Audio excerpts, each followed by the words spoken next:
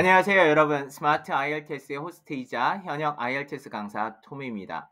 아직도 IELTS 라이팅 타스크 1 때문에 고민하고 계세요? 이제 걱정하지 마세요. 오늘은 정말 특별한 영상을 하나 준비했습니다. IELTS 라이팅 타스크 1에서 최소 6점 이상을 받을 수 있는 5가지 핵심 포인트를 소개해 드리겠습니다. 이 원칙들만 지켜도 좋은 점수는 정말 어렵지 않아요. 자, 그럼 바로 시작해 볼까요? 핵심 포인트 1. 최소 150자 이상 작성하기. IELTS 라이팅 타스크 1은 20분 안에 최소 150자를 써야 한다는 거 이미 알고들 계실 거예요. 야, 그게 무슨 핵심이야? 라고 하신다면요. 자, 아직 끝까지 좀 들어봐 주세요. 처음에는 시간이 부족하지 않을까 걱정될 수도 있지만은요. 문제를 일단 정확하게 분석하고 간다면 충분히 20분이 아니라 15분 안에 쓸 수도 있습니다. 특히 중요한 점은요. 이 부분이 아주 중요한데요. 2023년 5월부터는요. 문제에 나오는 단어들 혹은 문제에 나와 있는 라벨 같은 게 있을 거예요. 단어들을 여러분의 라이팅에 그대로 써버리게 되면 문법이 틀리는 게 아니고요. 글자 수로 인정하지 않아요. 즉 150자 안에 들어가는 게 조건이 더 까다로워졌다는 거죠. 그렇다면 해결 방법은 없을까요? 있죠. 근데 여러분의 연습이 필요할 거예요. 같은 의미의 일단 다른 단어로 쓰면 괜찮다는 건데 그러려면 또 공부해 주셔야 되고요. 자, 그게 조금 더 어렵다면요. 여러분들이 그래프를 보시고 형용사나 부사를 추가해서 자연스럽게 글자 수를 늘리는 겁니다. 그 방법이 가장 빠르고요. 가장 여러분한테 효율적으로 가실 수 있을 거예요. 핵심 포인트 2번째, 동사의 시제에 유의해 주셔야 해요. 문법 당연히 중요하죠. 특히 IELTS 라이팅에서는요. 동사 시제가 아주 중요합니다. 그래프가 어떤 시점을 다루고 있는지를 먼저 파악하고요. 그에 맞는 시제를 선택해 주시는 게 좋아요. 따라서 쓰시기 전에 그래프를 보시고요. 우리가 살고 있는 그 연도를 기준으로 해서 과거 연도라면 과거. 그리고 그때부터 과거로부터 어느 시점의 과거로부터 지금까지를 나타내는 거라면 현재 완료. 우리가 살고 있는 연도를 기준으로 해서 앞쪽으로 가고 있다면 미래 시제를 써야 되는구나. 정확하게 동사의 시제를 정확하게 정해놓고 여러분이 라이팅을 시작해 주셔야 돼요.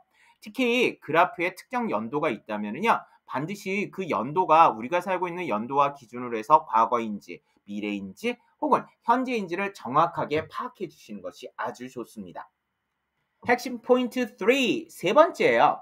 단위 사용을 정확히 해주셔야 돼요. IELTS 라이팅 타스크 1에서 놓치기 쉬운 부분이 바로 이 단위인데요. 대부분 수험생들이 단위를 그냥 한 번만 쓰고 그 다음부터 안 쓰는든가 아싸리 단위를 쓰지 않는 경우도 있어요. 점수 절대 잘 못 받아요. 단위는 뭐 퍼센트, 숫자, 양 등의 단위들이 문제에 꼬박꼬박 출제가 되고 있으니까는요. 그대로 여러분 에세이 쓰실 때 거기에다가 적용해서 단위도 써주셔야 돼요.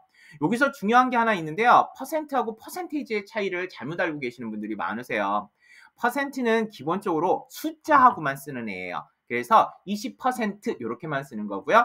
퍼센테이지는 집합 명사처럼 the number of 이런 것처럼요. the percentage of student 이런 식으로 해서 앞에 가이드를 잡아주는 집합 명사처럼 그 단위를 나타내주는 포인트로 쓰는 거예요. 다시 더 쉽게 얘기한다면 20%라는 말은 쓸 수가 없습니다. 꼭 주의해 주셔야 돼요. 핵심 포인트 네 번째, 개인 의견은 쓰지 않습니다. IELTS 라이팅 타스크 1은 객관적인 자료 분석이 목적이에요. 따라서 개인 의견은 절대 쓰지 않아요. 예를 든다면 I think the sales increased.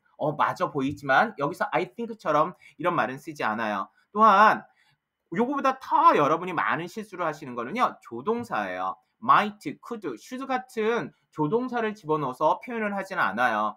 I think를 안 썼더라도요. 주어진 그래프에 fact를 쓸 때는 기본적으로 조동사를 쓰지 않아요. 조동사가 하는 역할이 바로 개인적인 의견화로 만들어버리는 거거든요. 이 부분 꼭 주의해 주셔야 돼요. 단 예외되는 게 있죠. 미래를 나타낼 때는 will이라는 조동사를 써야지만 미래 시제를 맞출 수 있으니까 이때는 제외를 하시고요. 그 외의 것들은 fact를 쓸 때 기본적으로 맞습니다. 조동사를 쓰려고 하지 마십시오. 핵심 포인트 5번째는요. 명확한 개요를 작성하는 거예요.